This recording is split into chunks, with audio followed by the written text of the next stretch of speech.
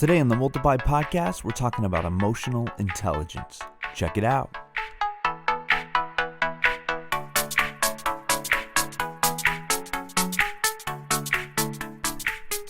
Hey everybody, welcome back or welcome to the Multiply Podcast. My name is Jared. And my name is David. Woo! Coming in strong. That was, one of my best intros I think ever. Yeah. I feel like after, a year of doing this? You finally figured it out. Finally. Did you say welcome back or welcome to? Yeah. You did? Did you like that? That's nice. In case, we got some return listeners. Yeah. Welcome Welcome back.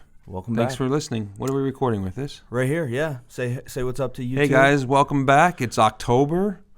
Great month. We're wearing a couple of sweatshirts if you're listening and can't see. 50 degrees this morning in Syracuse. A balmy 50 degrees. I'm not gonna lie, I loved it. Oh, I love it too. This is my favorite time of the year. Anytime you gotta, when you can wear a sweatshirt or a hoodie and still be comfortable. Yeah. That's my favorite weather. That's it. And it's been weird weather here because it's been kind of like bipolar. Like one day we had a cool day and the next day it was 85. 2 days ago it was 85 and muggy. Yeah. It's terrible.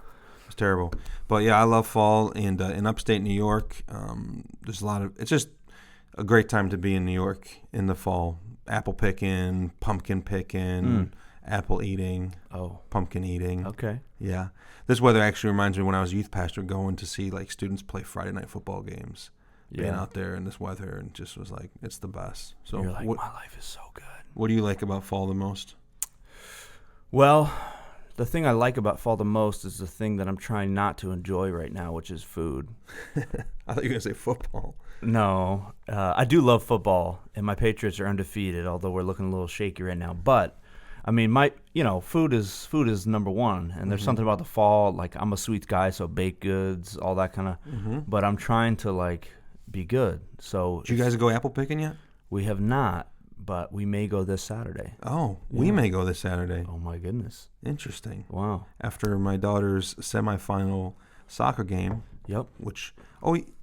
I think, does Judah play at the same time? He does. He does. Right. Both our kids are in soccer. Nice. Yep. Maybe we'll end up picking apples together. Well, if we do, we'll tell you about it on the next podcast. Everybody's like, can we get on with it? Can you guys plan your personal lives not on the podcast? Oh, this podcast really brings people together, including you and I. Yeah, mostly just you and I. Yep.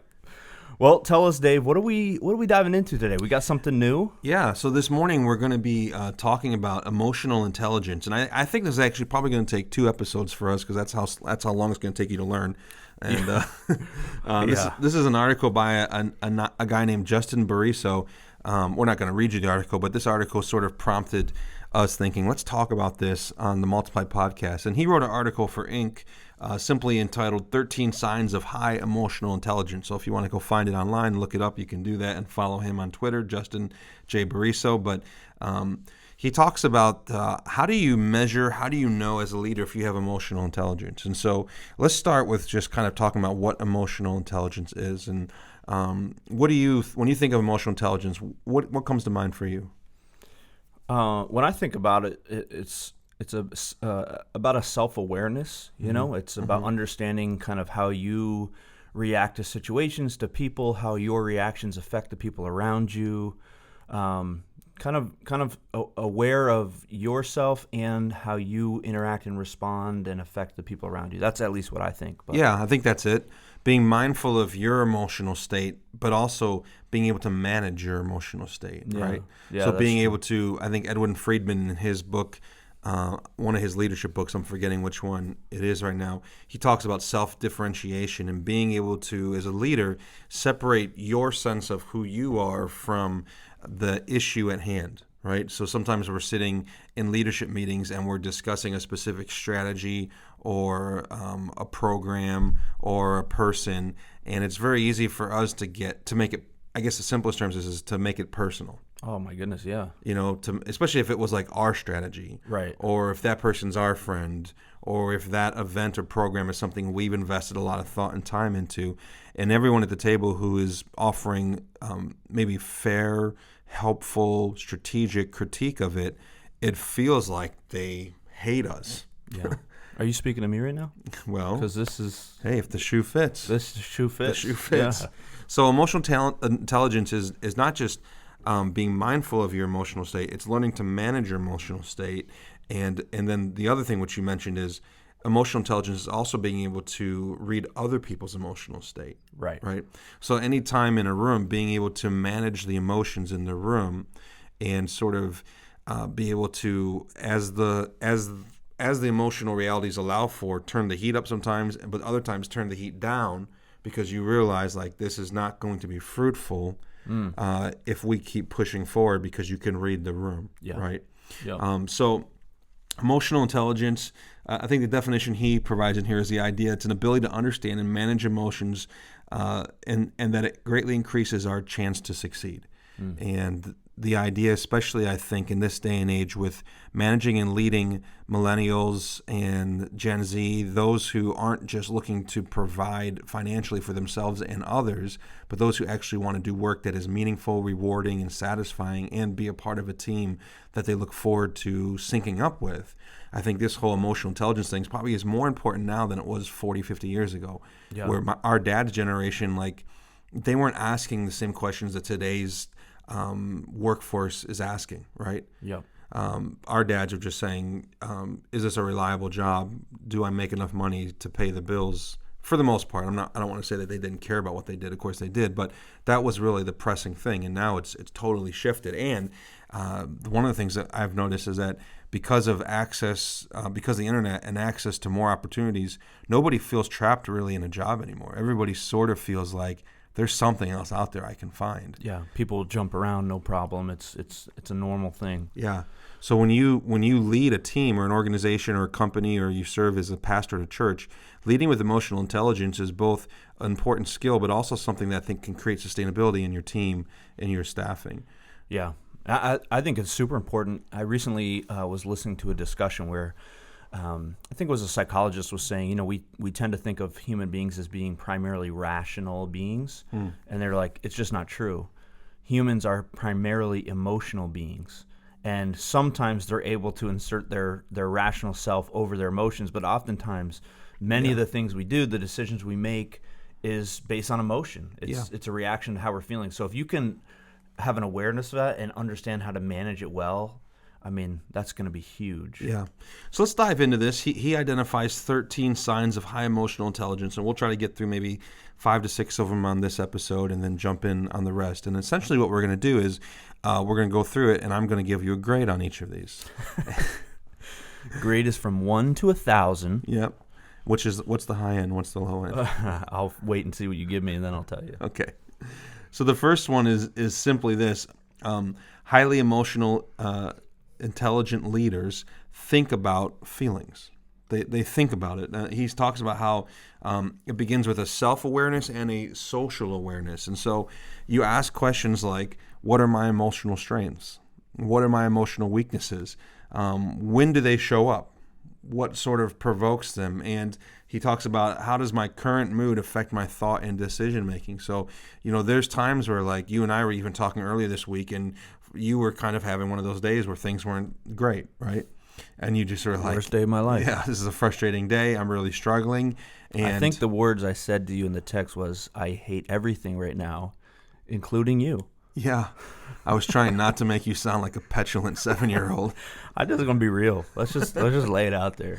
Yeah. So in that moment, that emotional state would have greatly affected your decision making, right? And it did. I have a tattoo on my lower back to show. Just says, I hate everything. No, absolutely. It's a great point. Yeah. So emotionally intelligent leaders, they think about feelings. And what prevents leaders, you think, from actually doing this? What's sort of the obstacles to us thinking about it? Now, I think there's actually 2 ways to talk about this. One is what prevents us from being aware of our feelings, but also because some people are self-aware in that way, but they're not others aware. So what are some of the obstacles that prevent people from both being aware of their own emotions, but also aware of other people's emotions? I can speak from my experience, and this is a struggle for me, because what I tend to find in my life is I don't have a self-awareness that what I'm feeling in that moment is an emotion. Like, sometimes it takes me time. You know what I mean? So I don't know if you've ever had this, but I'll be angry about something and I really won't know why. And it takes me a good while to process through it and to try to figure out. And so that day that you're referring to, that was a really rough day. Like in the moment, the emotions are so strong, right? That they feel like there's nothing else but that. That is the reality and the only reality. It's concrete. It's not emotion. Like Right. it becomes your reality. Right. And so it's hard to, I think it takes a skillful person. And how do we do it? To be honest with you, I'm not really sure. Like I would imagine it's a learned skill of just kind of trying to coach yourself in those moments. Yeah. But it's difficult for me because in those moments it just feels like this isn't an emotion. This is reality. I think it requires us to somehow look at ourselves from the outside, right? Yeah. Somehow gain a third-party perspective on ourselves, and I think that takes a lot of work. But the other thing is, I think it requires us, if we're going to really pay attention to our emotions, it requires us to challenge all of our own biases, preconceived ideas, right? Because like on the day that you're speaking of, like instead of saying like my emotions right now are angry and frustrated, it's very easy, instead of owning that, saying things around me are not right. Right? So like you're focusing all of your energy and your thought on the circumstances, the triggers, the dominoes, but you're not actually ever bringing yourself to the point of saying, and because of that, this is how I feel, and this is how, and I need to own that this is the way I feel. Yeah. And so there becomes this just over emphasis on sort of the catalyst, and we don't take full responsibility for our emotions because we're just so focused on what caused us to feel that way. Yeah, as you're saying that, I think if I'm being honest with myself, there's got to be some pride there that makes you think. There's some self-righteousness that that I am in the right in this moment, and I am standing up for what's right and just, and this thing is wrong. Which, if you think that way, even though it could be true, it does prevent you from analyzing your own self. Yeah. If you're always justifying your emotions, you're probably not analyzing them, right? And I think when it comes to knowing other people's emotions in the room, which is difficult to do, of course, because some people it's not difficult. They're sort of an open book, and you can just read their face and you know that they're happy or they're angry. Other people are very guarded, and but I think some of the obstacles is just our own selfishness, our own self-focus. Also, our tendency maybe as leaders to assume that everybody feels the same way we feel about something, or that they should feel the same way. And if they don't feel that way, that's their problem, not ours. If I'm honest, sometimes I want to ignore people's emotional state because I don't want to do the hard work of having messy conversations. I'd rather just leave the meeting and not ask, how do you really feel about this? Because if I can sense if I ask that question, we're going to have to really get into this. Or maybe you'll hear stuff you really don't want to hear, right? Right. Yeah. So if we're more concerned with getting our way and things just moving along smoothly without the team actually being heard, that's going to prevent us from taking the time to think about feelings. All right, another sign of a highly emotionally intelligent... Guess I'm 0 for 1 so far. Keep going. 0 for 1. Highly emotionally intelligent leader is... And this one I really like is you just simply said you pause. You pause. And the pause is just the simple act of taking a moment before you speak, before you act, before you do something. And I've been around leaders who do this, and it actually sort of settles the room down a little bit. Yeah, it does. Because when you pause, everyone has to pause. Yeah. I think it communicates that they're thoughtful. They're not just reactive. Yeah, it offers some credibility to what they say, right? And I think it also communicates that they're present in the moment. Like they recognize, and it wouldn't bother me, and I don't do this. I tend to be a verbal processor, so this is a challenge for me because as verbal processors, I don't need to pause. I just need to talk. And as I'm talking, I'm working it out. Yeah, I'm the same way. But sometimes I think it could be helpful to say something like, man, I need a minute to really think about this. You know? Yeah. That's kind of weird. Maybe it's counterintuitive because maybe it's perceived as weakness. Like, what do you mean you need to think about it? You're the leader. You should already have your thoughts sorted on this. Or maybe the pause can even be as practical as this. This is an important issue. I need some time to really let's talk about this in the designated time. Let's reconnect this afternoon, or let's talk at our next meeting. This is important enough that I don't want to just say what I think off the top of my head. I want to actually give some thought to it, and in some cases give some prayer to this matter. Yeah, right. That probably matters too for verbal processors like I am, because for me that I do need someone to bounce it off with and wrestle through it in order for me to process it. But not every meeting and every room and every group of people is your group that you should be processing with, right? So there's like in leadership, there's some moments where you need to come in and say, here's what I think we should do. That may not be the setting for you to bounce back and forth and throw out 4 bad ideas in order to finally arrive at your good one. Sometimes you got to pause, like you said, move into a different setting, maybe find a different group of people or one person that you're interacting with, and then you're coming back and saying, here's where I've landed because I've thought through this and processed it.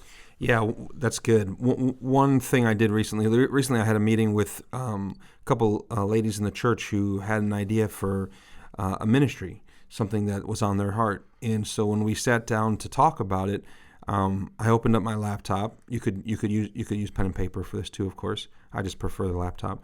And I just said to them up front, okay, let's go ahead and start talking. I want to hear, X, Y, and Z.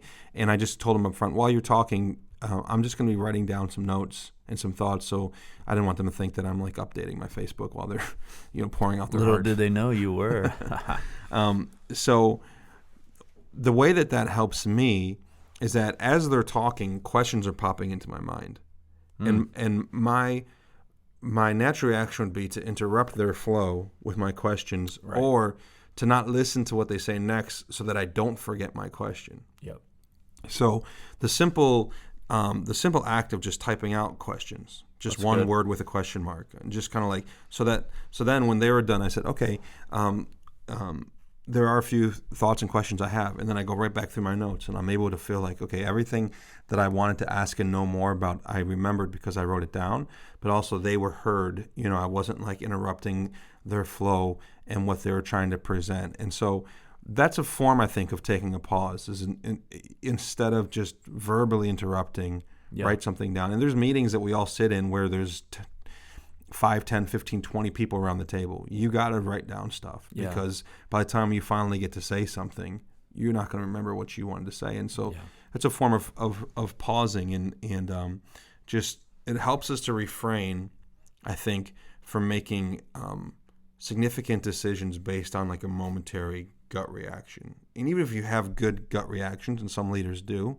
it's still, I think, wise to just pause, reflect, and then share what you have to say. Yeah, definitely. Okay. All right, 0 for 2. Keep going. Number 3, you strive to control your thoughts. Oh, boy. He says here, you don't have much control over the emotions that you experience in a given moment, but what you can control is your reaction to those emotions. The sort of like, if the emotions just show up, then you can react to how you steward those emotions, right? Do you pour gasoline on it? Do you pour water on it? And how do you do so? And one of the ways that he suggests we do it is you focus your thoughts. And by focusing our thoughts, it prevents us from becoming a slave to our emotions. So for you, what does it look like? You feel yourself getting emotionally frustrated, angry. What could it look like what are the sort of thoughts in that moment that you need to grab control of? Otherwise, they're just going to... Well, I love this. I mean, this article is not, I don't know if the guy's a Christian or not, but obviously it's not from a Christian perspective, but it so reminds me of something we've talked about before on the podcast and something that is, I think, hugely valuable, which is the idea of kind of preaching the gospel to your own heart. Yeah. And that's really what this is. And so for me, it's whenever your emotions are always an indicator of something that you're trusting in outside of Christ to find your identity. I mean, that's how I think of it. So that's the question I ask. What am I looking to? Is there an idol in my life that I'm looking to right now to find my value and worth, to find identity outside of Christ? And sometimes it takes a while to figure out what it is. Sure. But once you do, then you can apply the gospel to that thing. You can remind yourself, I don't need that because I already have this. So give us a practical example of, like, let's say you're in a meeting and one of your ideas is getting poo-pooed on, which is every meeting. I mean, that seems like a weird thing. I've never had that happen. But what are the couple of thoughts that would naturally jump into your mind off of your emotions, and then what are some things that you can begin to remind your heart of to help you in those moments? Yeah, I mean, some of the thoughts that would naturally jump in if we're real is like, these guys don't know what they're talking about. These guys are idiots. They've never done what I've done. Yeah. They're jealous of me. They don't like me. They don't ever have any good ideas themselves. Oh, now you're being real. They think my new haircut is too fresh. Oh, no, I'm not. No, I know that's not true. But Yeah, I mean, it could be a whole variety of things, and I think they tend to be whatever your heart idolatry tends to look to the most. For me, it's approval, so they tend to be in line with that, And so once I realize, then I'm like, okay, what I'm really experiencing here is I'm feeling a sense of rejection, and I'm really wanting their approval to give me a sense of value and worth. And then, of course, you preach the gospel. I don't need that because I have approval from the creator of the universe. So why am I looking to some other version of it? Yeah. And that just de-escalates your emotions. Yeah, that's good. But it's hard to do. So. It's really hard to do, especially in the moment. And it requires, it's sort of like spiritual discipline. It's like spiritual, like developing spiritual muscle memory. Yeah, that's a good way to put it. Doing it over and over, even when you don't feel like doing it, so that when you really need it, it's there. But controlling our thoughts. And then also, like, one practical thing for controlling our thoughts is don't assume the worst in other people. Like, ask yourself this question. What is a completely reasonable, why would a completely reasonable, well-meaning person say what that person just said or do what that person just did? And start there instead of starting from, I know why they did that, right? Yeah. So giving people the benefit of the doubt, assuming the best in other people, and assuming until proven otherwise that they actually do care about the big picture, that they may just disagree. So it's kind of keeping a safe space in meetings as a leadership team, saying, are we still all together on the vision and the mission? Is that all? Yes. Okay. So if we're all in on that, then really what we're just talking about is the strategy and how do we get there. And we may have different opinions on that, but we all still want to win together. Yep. And I think that's important. And keeping that thought in mind, we're all on the same team together. We're trying to win together. We may not think the same way is the right way to go, but that's actually a good thing. That's what makes us a team. Yeah, right? 100%. Okay, here's the worst one. Number 4, emotionally intelligent leaders benefit from criticism. Oh, this guy is a real idiot. This author. He doesn't know what he's talking about. I wish I could criticize him right to his face. How dare he comes at us like that and throws that one in there? He doesn't say you enjoy criticism. I'm glad for that because I don't true. think that's emotionally intelligent. But you can benefit from criticism. And you have an awareness of that, right? You're aware that I need this. It's good for me. I will benefit from it. It takes humility, right? It takes teachability. This past Sunday, our children's pastor we had a next gen service, and she was talking about how the Paul and Timothy relationship. And she talked about how to be a Timothy, you have to be humble and teachable. And one of the things she said that I loved was teachability is not about your mind; it's about your heart. I thought, man, that's so good because all of us can learn. We have the capacity to learn, but not all of us have the heart humility, right, the heart position to learn. And benefiting from criticism requires us to not be overly impressed with ourselves. As soon as we're overly impressed with ourselves, it's really hard to hear from other people. And I know that sometimes the source of the criticism affects how it's received too, but what are some things you've learned in leadership about how criticism helps you, how you benefit from criticism?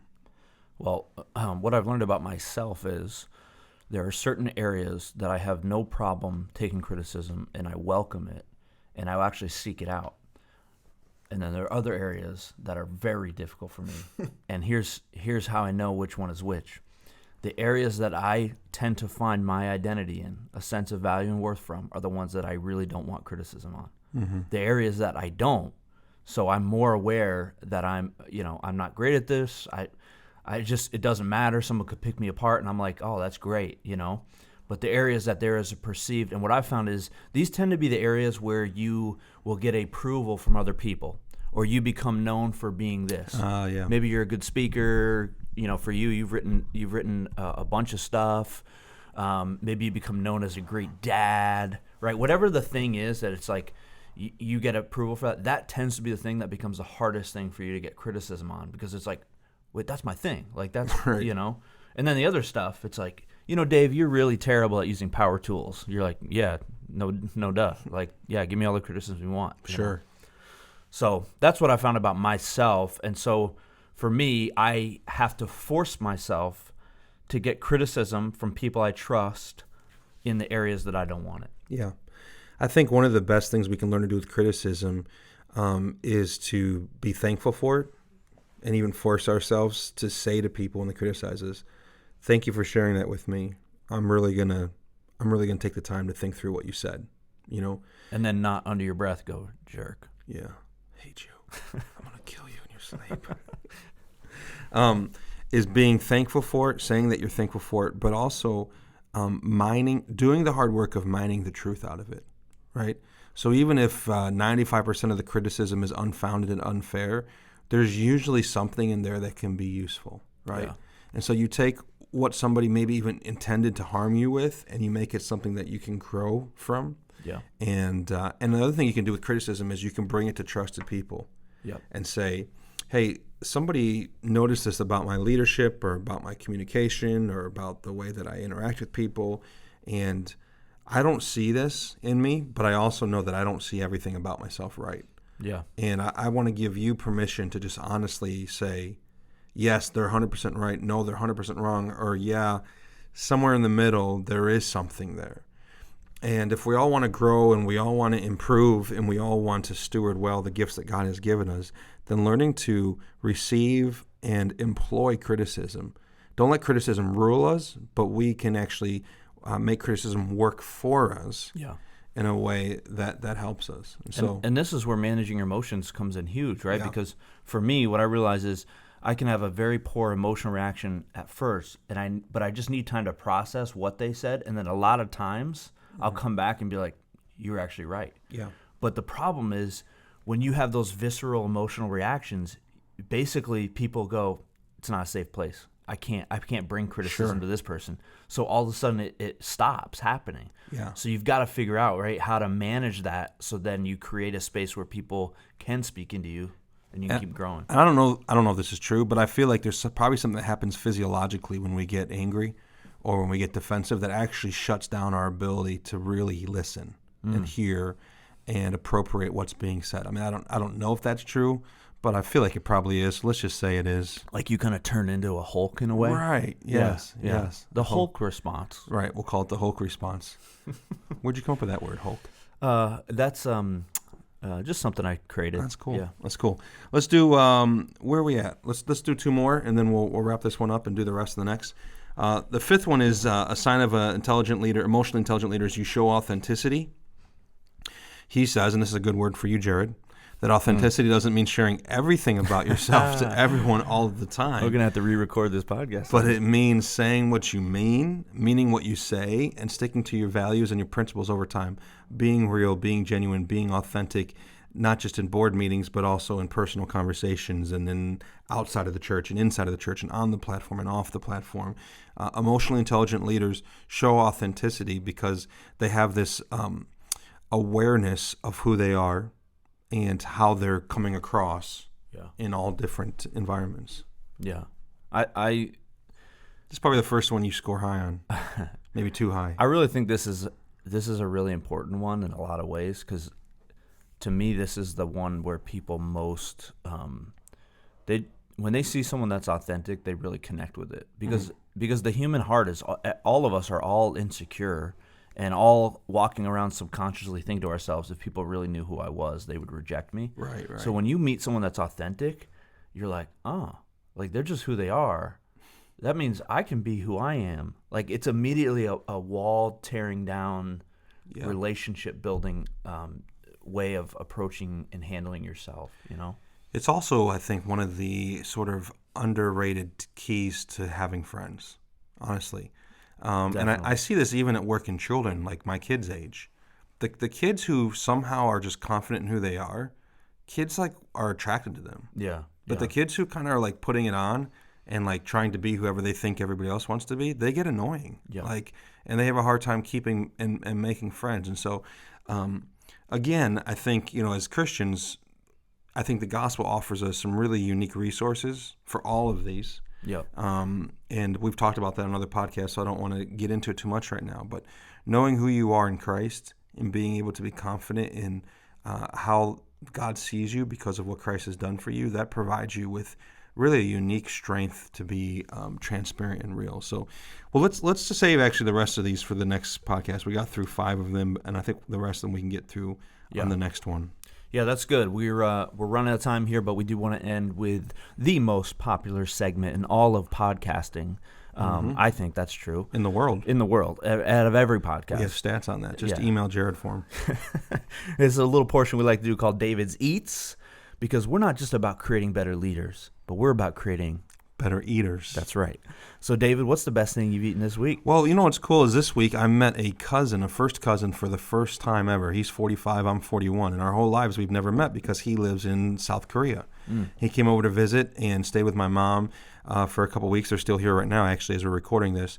And so it was really neat to meet him. He's actually like a musical composer. He writes all the soundtracks for the Korean dramas over there. And wow. I had like the #1 network over there, so it was pretty cool. And But when we went there, all these Korean ladies were there making a Korean feast. So I could list any number of things, but I want to talk about this one thing. It's a jelly-like dish, and it looks almost like tofu. Now, if you give me the picture of this, I will put it up on YouTube so people can see actually what this looks like. If you just Google Korean acorn jelly. No, don't Google it. Watch us on YouTube. Yeah, that too.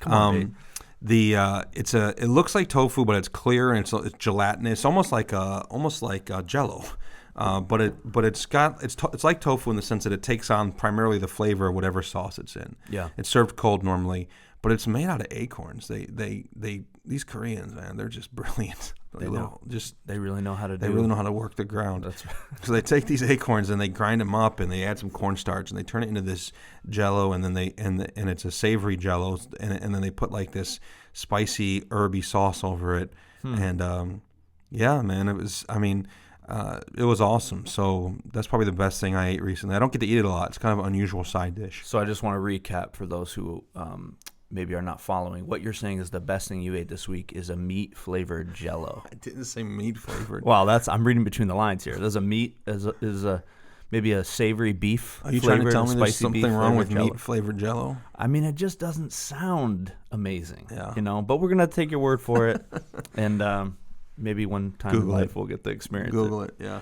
Hey, everybody, thanks for listening. We're going to continue with our next podcast, so check it out. You can find us on YouTube. Give us a like, subscribe on iTunes, SoundCloud. We'd appreciate a 5-star rating. Help spread the word. Thank you guys so much.